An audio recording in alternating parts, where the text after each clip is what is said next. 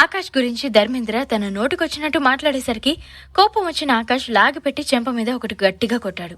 ఆ దెబ్బకు ధర్మేంద్ర ఒక పన్ను ఊడిపోయి నేల మీద పడిపోయింది. నాకు నీ నోరు నచ్చలేదు అంకుల్. అంతకుమించి డ్రైనేజీ లాంటి మాటలు అస్సలు వినలేకపోతున్నాను అని చేతిని సెట్ చేసుకుంటూ అన్నాడు ఆకాష్. అక్కడ ఏం జరుగుతుందో అర్థం కాక సుజాత ఆకాష్ మీద అరిచింది.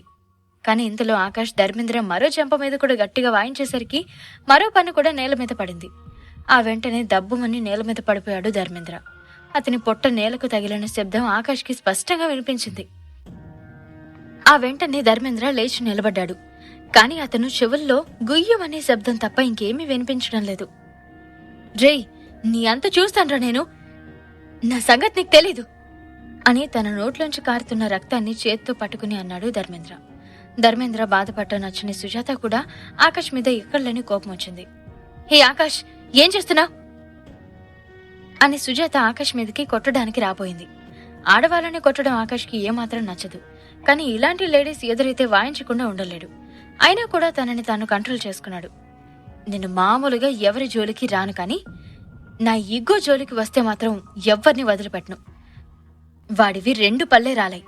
నీకు ఎన్ని పళ్ళు ఊడతాయో నువ్వే ఊహించుకో అని సుజాతకు వార్నింగ్ ఇస్తున్నట్టుగా ధర్మేంద్ర వైపు చూసి బెదిరిస్తున్నట్టు అన్నాడు. సుజాతకు ఆకాష్ అలా ఎందుకన్నాడో అర్థం కాలేదు. తను చేసిన తప్పులు గుర్తు పెట్టుకోకుండా ఇందులో వీడి జోలికి ఎప్పుడు వెళ్ళాను? ముందు నుంచి వీడే కదా నా వెంటపడి నన్ను ధర్మాన్ని రెచ్చగొట్టి ఇప్పుడు అతని పళ్ళు పాగాలు కొట్టి ఇదంతా చేసింది ఆకాషే కదా.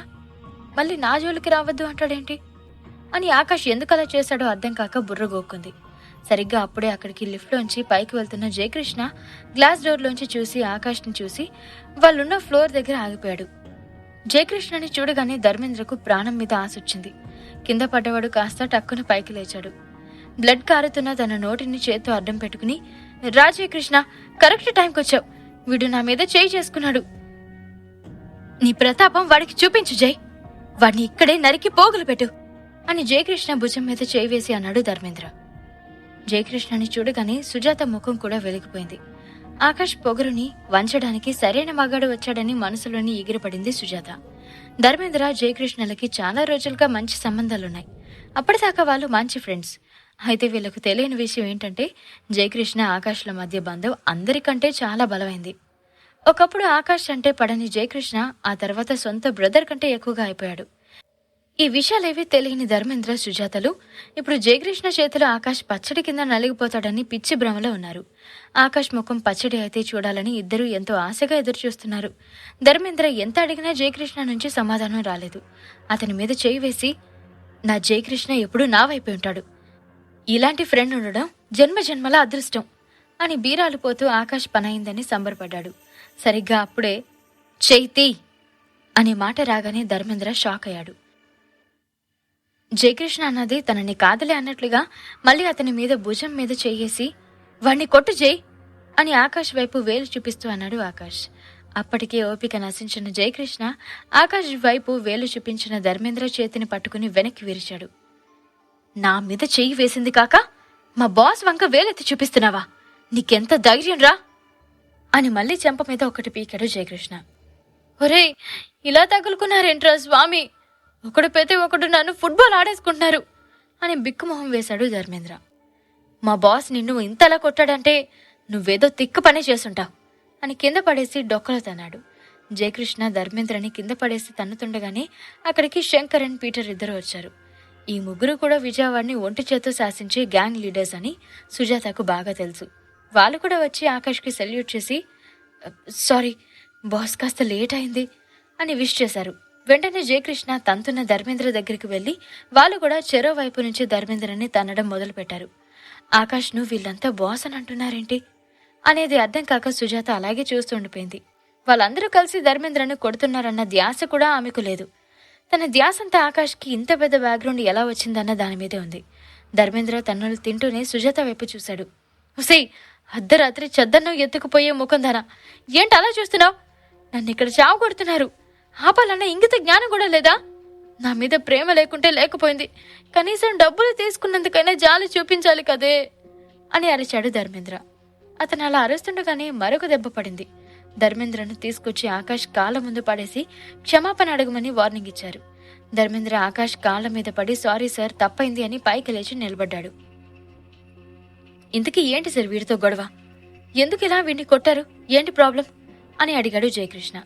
జయకృష్ణని అడిగిన ప్రశ్నకి ధర్మేంద్ర ముఖం కిందకి వేలాడేసుకుని, ఒరే చవట సన్నాసి, ఈ ప్రశ్న నన్ను కుక్కని కొట్టినట్టు కొట్టక ముందే అడగాలి కదరా? బొక్కలు లేకుండా చితకబాది ఇంత తీరిగ్గా అడుగుతున్నారేంట్రా? మిమ్మల్ని గద్దలు ఎత్తుకుపోను. మీ బాస్ కోసం ముందు వెనుక కూడా చూడకుండా ఎవరినైనా సరే చంపేసేలా ఉన్నారు. మహా ముదుర్లురా బాబోయ్ అని మనసులోనే జయకృష్ణని తిట్టుకున్నాడు ధర్మేంద్ర. తన కాళ్ల కింద ధర్మాన్ని పడేగాని ఆకాష్ వాళ్లను కొట్టదు అన్నట్లు చెయ్యెత్తి సైగ చేశాడు. ఆకాష్ సైగ చేయగానే ధర్మేంద్రను వదిలేసి ఆకాష్ వెనక్కి వచ్చి నిలబడ్డారు. వీడికి ఇవ్వాల్సిన పనిష్మెంట్ అప్పుడే ఇచ్చాను, ఇంక చాలు, బాధకండి, లెట్ హిమ్ గో, వదిలేయండి. కానీ ధర్మ, నువ్వొకటి గుర్తుపెట్టుకో, మనిషి ఎంతటి వాడైనా సరే వాడికి కాస్త విలువిచ్చి మాట్లాడడం నేర్చుకో. అది నీ ఒంటికి ఇంటికి మంచిది అని ధర్మని చూసి చెప్పాడు ఆకాష్. మా బాస్ ని ఇబ్బంది పెట్టినందుకు గాను 3 రోజులు, అంటే నేనిక్కడ ఉన్నంతకాలం మోకాల మీద కూర్చో ఈడియట్ అని సీరియస్ గా వార్నింగ్ ఇచ్చాడు పక్కనే ఉన్న శంకర్.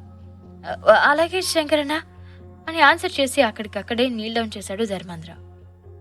మా బాస్ ముఖం చూసి వదిలేస్తున్నా, బతికిపోయా. శంకర్ అన్న పక్కనే ఉన్న పీటర్ కూడా ధర్మేంద్రని చూసి అన్నాడు. Thank you boss, thank you అని ఆకాష్ని చూసి మోకాల మీద కూర్చున్నాడు ధర్మేంద్ర. అప్పటికే వచ్చి చాలాసేపు అవడంతో, సరే వీడి మ్యాటర్ వదిలేయండి, let's focus into serious matters, పదండి మనం చేయాల్సిన బిజినెస్ గురించి మాట్లాడుకుందాం అనగానే జయకృష్ణ లిఫ్ట్ ఎక్కి ఒక లగ్జరియస్ రూమ్ కి ఆకాష్ అండ్ గ్యాంగ్ ని తీసుకుని వెళ్ళిపోయాడు. ఆకాష్ వెళ్ళిపోగానే సుజాత మోకాల మీద కూర్చున్న ధర్మేంద్ర వైపు చీప్ గా ఒక వైపు చూసింది. ఆ వెంటనే అతని దగ్గరికి వెళ్లి తన పర్సులో ఉన్న డబ్బులు తీసుకుని, నువ్వింత చేతగాని వాడివి కాదని బెడ్ మీద కాదు, ఇక్కడ కూడా ప్రూవ్ అయింది. ఇంకోసారి రమ్మని మాత్రం నాకు ఫోన్ చేయకు అని ధర్మేంద్ర ముఖం మీద అవమానించినట్లుగానే అక్కడి నుంచి లిఫ్ట్ సైడ్ కు వెళ్లిపోయింది. సుజాత తనని అంత చీప్ గా చూడడం, మళ్లీ రానని చెప్పడం చూసి ధర్మేంద్ర గుండె బద్దలైంది. వద్దు ప్లీజ్ బేబీ, వదిలి వెళ్ళకు అని మోకాల మీదే నడుస్తూ వెంటపడ్డాడు. కానీ సుజాత అతని వైపు తిరిగి ఒక్కసారి కూడా చూడకుండా లిఫ్ట్ లోకి వెళ్లిపోయింది. లిఫ్ట్ దిగి నేరుగా ఎంట్రన్స్ దగ్గరికి రాగానే అక్కడ హోటల్ దగ్గర వాళ్ళు చూసిన కార్ పార్క్ చేసి ఉండడం కనిపించింది. ఆ కాస్ట్లీ కార్ ని చూడగానే అది ఆకాష్ దేనని అర్థమైంది. విజయవాడ డాన్స్ అందరినీ తన వెంట తిప్పుకుంటున్న ఆకాష్ ని అంత సులభంగా ఎందుకు వదిలేశానా అని బాధపడింది. ఆ చవట సన్నాసి పవన్ ఆకాష్ ని తన గుప్పెట్లో పెట్టుకోకుండా ఏం చేస్తున్నాడు? ఆకాష్ గురించి నా దగ్గర పవన్ ఏమన్నా దాస్తున్నాడా అని పవన్ మీద అనుమానపడింది సుజాత. ఆకాష్ జీవితం వెనకాల ఉన్న అసలు రహస్యాన్ని ఎలాగైనా కనుక్కోవాలని సుజాత తీర్మానించుకుంది. చాక్లెట్ బాయ్లా ఉండే ఆకాష్ ఇప్పుడు విజయవాడలోని డాన్స్ అందరినీ గుప్పెట్లో పెట్టుకుని ఇక్కడ దందాను తన కంట్రోల్లోకి తెచ్చుకున్నాడు అంటే నమ్మలేకపోతుంది సుజాత. ఎలాగైనా దీని వెనుకున్న సీక్రెట్ ని కనుక్కుని ఆ తర్వాత ఏం చేయాలో ఆలోచించి ముందడుగు వేద్దాం అనుకుంది. అలా ఆలోచిస్తేనే అక్కడి నుంచి వెళ్లిపోయింది సుజాత. నిజానికి ఇంత పెద్ద అపార్ట్మెంట్ లో ఒక ఫ్లాట్ కొనిచ్చింది ధర్మేంద్రని, కానీ దాన్ని తన సొంత ఇల్లని అందరికీ చెప్పుకునేది. ఇప్పుడు ధర్మేంద్ర కన్నా మించిన వాళ్ళు విజయవాడలో చాలా మంది ఉన్నారని అర్థమైన సుజాత నెక్స్ట్ మరొకటి వేటలో పడిపోయింది. మరోవైపు లగ్జీరియస్ రూమ్ లో ఆకాష్, జయకృష్ణ, శంకరన్న అండ్ పీటర్ సమావేశమయ్యారు. ఇంత అర్జెంటుగా ముగ్గురిని గ్యాదర్ అవ్వమని చెప్పాడంటే ఏదో ముఖ్యమైన విషయమే అయి ఉంటుందని ముగ్గురు అనుకున్నారు. విజయవాడలో ఏదో తుఫాను రాబోతుంది అని ముగ్గురు అనుకున్నారు. ఎలా ఉన్నావు జయ్, దెబ్బలన్నీ పూర్తిగా తగ్గాయా అని డైరెక్ట్ గా టాపిక్ లోకి వెళ్లకుండా జయకృష్ణని పరామర్శించాడు ఆకాష్. చివరిసారి కలిసినప్పుడు రావణ్ వల్ల చాలా ఇంజురీస్ అయ్యాయి, అది కూడా ఆకాష్ కారణంగానే అయ్యాయి. అందుకే ముందు తనకి తగిలిన దెబ్బల గురించి ప్రస్తావన తెచ్చాడు. పర్లేదు ఆకాష్, ఇప్పుడు ఒక మాదిరిగానే ఉన్నాను అని ఆన్సర్ చేశాడు జయకృష్ణ. ఒకప్పుడు ఆకాష్ అంటే అగ్గి మీద గుగ్గులం అయ్యేవాడు జయకృష్ణ, కానీ ఇప్పుడు ఈ విజయవాడలో అతనికి ఆకాష్ అందరికన్నా ఎక్కువయ్యాడు. ఆకాష్కి ఎంతమంది ఎదురొచ్చినా ముందు నిలబడి వాళ్ళు అంత చూసేదాకా వదలడు. ఆకాష్ చెప్పకుండానే ఇప్పుడు ధర్మేంద్రని చితకొట్టినట్టు ఎవరినైనా చావు బాస్తాడు జయకృష్ణ. అంతగా ఇష్టం, అభిమానం పెరిగిపోయాయి. ఆకాష్, ఒకటి అడగచ్చా అని సిగ్గుపడుతూ అడిగాడు జయకృష్ణ. అయ్యో, బెజవాడ డాన్ ఇంతలా సిగ్గుపడుతున్నాడంటే అనుమానించాల్సిన విషయమే, ఏంటి విషయం అని జయకృష్ణని అడిగాడు ఆకాష్. అతను మళ్ళీ సిగ్గుపడుతూ అదే, ఆ రోజు నాకు హాస్పిటల్లో సేవలు చేసింది కదా, ఆ స్వీటీ ఎలా ఉంది అని ఇంతసేపు తన గుండెల్లోనే దాచిపెట్టుకున్న ప్రశ్నని ఇక ఏమాత్రం దాచలేక అడిగేశాడు జయకృష్ణ. నువ్వింతలా సిగ్గుపడుతున్నావంటే అనుకున్నా ఇలాంటిదేదో ఉందని. నువ్వేమీ కంగారు పడకు, స్వీటీ బాగానే ఉంది అని చెప్పగానే జయకృష్ణ గుండెల మీద చేయి వేసుకుని కాస్త కుదుటపడ్డాడు. ఈ మధ్య అస్సలు కలవట్లేదు, అసలేమైందో తెలుసుకోవచ్చా అని మళ్ళీ జయకృష్ణ అడగగానే కోపంగా చూశాడు. జై, నీ లవ్ మ్యాటర్ అర్థమైంది, దాని సంగతి తర్వాత చూద్దాం.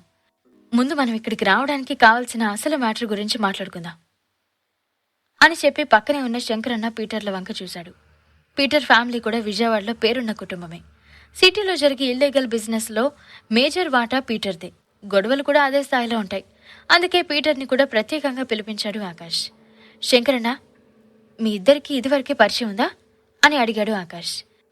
అప్పటికే మతిమార్పున్న శంకరన్న, రేయ్ ఎవడ్రా నువ్వు మాతో కూర్చున్నావు అని పీటర్ మీద అరిచాడు. జయకృష్ణకి విషయం అర్థమై శంకర్ నెత్తి మీద ఒక్కటి పీకాడు. రే శంకరన్న, నీ మతకాని మళ్ళీ దొబ్బిందా? ఆయన పీటర్, మీరు మంచి, ఇది గుర్తు తెచ్చుకో అని తల మీద ఒక్కటి పీకాడు జై. ఆ దెబ్బకి వెంటనే ఆయనకి పీటర్ ఎవరో గుర్తొచ్చాడు. నువ్వు పీటర్వి కదూ, నైస్ నైస్ అని పీటర్తో అని ఆకాష్ వైపు తిరిగి వింతగా చూశాడు శంకర్. ఆకాష్కి ఏం అర్థం కాలేదు, అతను ఎందుకు అలా చేశాడు. శంకర్ ఆకాష్ వైపు చూపిస్తూ, సార్, ఆకాష్ సార్, మీరేంటి ఇక్కడ? హే జయకృష్ణ, మీరేంటి అని మళ్ళీ మతుమరుపుతో మాట్లాడుతుండగానే లాగిపెట్టి కొట్టాడు జయకృష్ణ. సార్ భయపడకండి, ఇప్పుడు సెట్ అవుతారులే అని జై అనగానే ఆకాష్ నవ్వుకున్నాడు. భలే ఉన్నారు, ఒక్కొక్కరు ఒక్కో ఆణిముత్యం. విజయవాడకి డాన్స్ ఎలా అయ్యారయ్యా మీరు అని ముగ్గురు వైపు చూస్తూ నవ్వాడు ఆకాష్. వాళ్ళు కూడా ఆకాష్ మాటలు విని ఒకరి ముఖాలొకరు చూసుకుంటూ నవ్వుకున్నారు. మా అంతటి మేము డాన్స్ అవ్వలేదు సార్, మేము కూడా మామూలు మనుషులమే, జనాలే మమ్మల్ని డాన్స్ని చేశారు అని ఆన్సర్ చేశాడు జయకృష్ణ. అవును సార్, సరదాగా నేను ఒక కిడ్నాపర్ని, ఆ తర్వాత ఒక్కటే చిన్న ఒక మర్డర్ చేశాను, అంతే, నన్ను విజయవాడకి డాన్ని చేసి పడేశారు పాడు జనం అని పొట్ట మీద రుద్దుకుంటూ అన్నాడు శంకర్. మర్డర్ చేస్తే రౌడీ అవ్వాలి కానీ డాన్ అంటారా అని ఆకాష్ చిన్నగా నవ్వుకుంటూ అన్నాడు. మరి మనోడు కిడ్నాప్ మర్డర్ చేసింది ఎవరిని అనుకున్నారు అని జయకృష్ణ నవ్వు ఆపుకుంటూ అన్నాడు.